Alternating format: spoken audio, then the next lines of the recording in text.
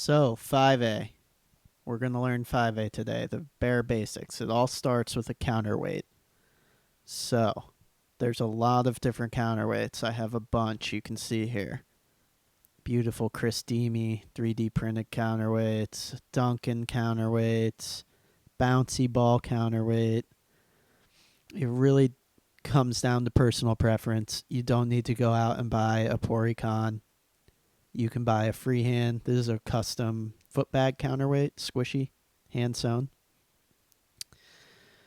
A bouncy ball counterweight will work fine, like Yoyo Factory used to make. This is a 3D printed counterweight. They're out there. You can find them. I'm just showing off my counterweights at this point. There's a wooden CLYW counterweight. They function roughly the same. They should be around 10 grams, and they need to attach to your string, be it with a bead or just a slip knot loop. This is a old best Italian spinning tools metal counterweight. So, string length. This is my 1A string length, way up by my sternum.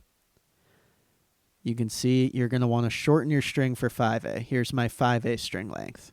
Much shorter, closer to my belly button. I use pretty long string for 5A.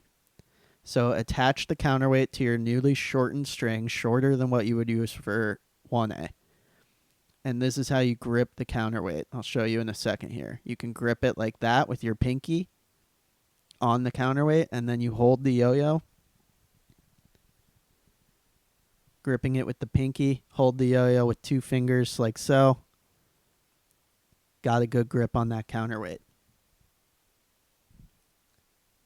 Holding the yo-yo, thumb and forefinger. This is the first trick you need to learn. It's called 360.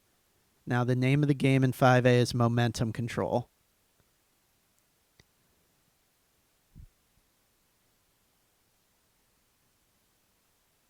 Notice how my hands are spaced, but the counterweight is even with my non-throw hand.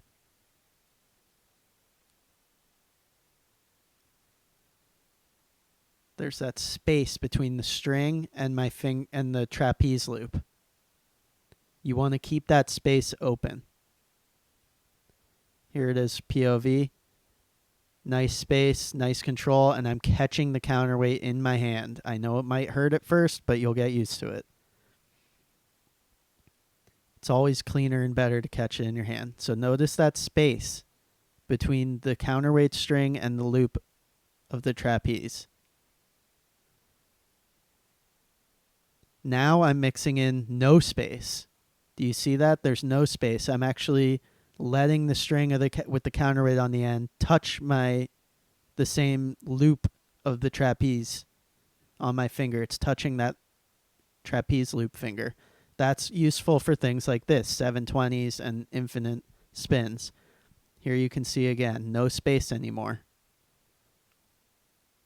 Now I'm letting it all touch, and it's a different feeling and it's a different skill. It's a different form of momentum control. You'll feel the difference once you try it. And that's that. That is the trick you need to learn. And it all builds off of that. And pretty soon, this is last thing. You don't have to catch the counterweight. You can see if you have to catch the string and let it spin, that's fine. And that'll actually be useful in the future to do tricks like this. This will be you in no time. Well, it took me 15 years, but